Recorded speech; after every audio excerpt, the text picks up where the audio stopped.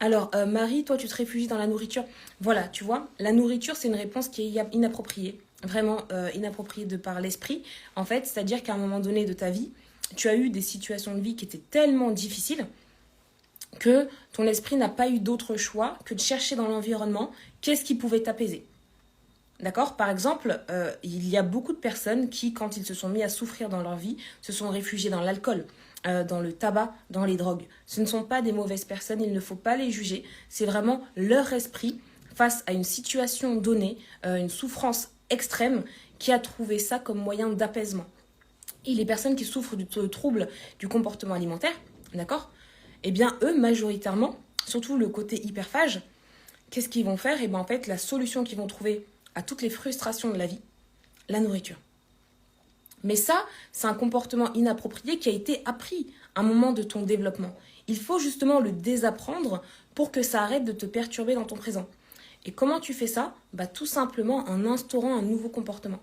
Si ton esprit se rend compte que progressivement, quand tu souffres, tu lui présentes une nouvelle solution, autre que le fait de manger, il va se dire, tiens, en fait, quand elle souffre, la seule solution, c'est pas la nourriture en fait. Il en existe une autre. Et si au fur et à mesure du temps, vraiment tu mets en place d'autres actions pour t'apaiser, pour exprimer ce que tu ressens, que manger, tu vas voir que vraiment les crises vont être de moins en moins importantes. Ça, en psychothérapie, ça s'appelle la thérapie comportementale. C'est indispensable, vraiment, pour guérir justement d'un comportement alimentaire qui est tout à fait destructeur.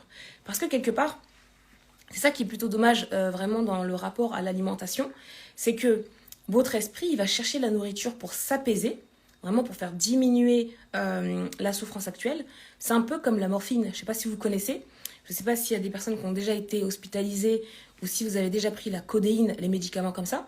Mais en fait, la nourriture, quand vous êtes triste, c'est exactement la même chose.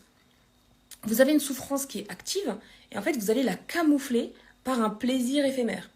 Mais ce plaisir éphémère-là, il va peut-être durer quelques minutes. Mais ça va être quelques minutes destructrices, vraiment. C'est-à-dire que vous allez manger, ok, ça va vous apaiser, mais au final, en fait, c'est votre corps que vous détruisez et vous êtes dans un mécanisme de fuite. Est-ce que ça vous parle, ça? Le fait de fuir ses émotions, le fait de ne pas supporter le vide. Par exemple, il y a quelque chose qui est très intéressant, c'est toutes les femmes que j'accompagne qui souffrent de troubles du comportement alimentaire, au début de la thérapie, elles sont incapables de rester 5 minutes sans rien faire. Tu leur dis, un défi tout simple, reste 5 minutes sans rien faire, mets un minuteur. Elles sont incapables de le faire. Pourquoi? Parce que toute leur vie, elles ont été habituées à se fuir. Soit par le travail, à travailler, souvent on a une hyperactivité et un investissement dans le travail qui est extrême, soit s'investir dans leur famille, dans leurs proches. En fait, elles s'investissent dans tout sauf dans elles-mêmes. Elles sont tout le temps sollicitées par tout le monde qui les voit comme des héroïnes. Et surtout, quand elles souffrent, la nourriture est là pour combler un vide, vraiment. Et on peut voir aussi d'autres addictions, parfois assez graves. Et en fait, vraiment, une des clés de la guérison, déjà, c'est accepter de se reconnecter à soi-même. Accepter l'instant présent où je suis avec moi. J'accepte cet instant, je profite de ce moment-là. Arrêter de fuir et ne plus voir la nourriture comme une solution. Parce que, je ne sais pas si ça vous parle, mais sincèrement, le fait de manger en permanence, le goût de la nourriture, vous l'avez même plus.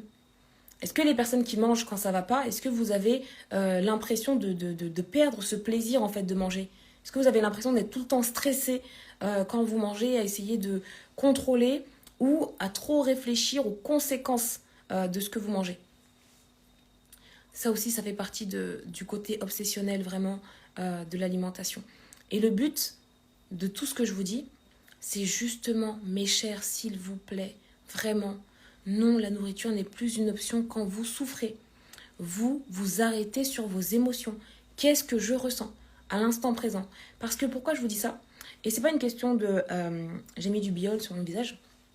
C'est super bien les filles, si vous voulez avoir un beau visage, le soir vous mettez du biol, sauf que ça démange. Alors, chose très importante, ok, c'est arrêter de fuir ses émotions. Oui, on mange très vite, on ne savoure pas. Anissa, bravo, exactement. C'est ça. On mange très vite en fait pour combler ce vide.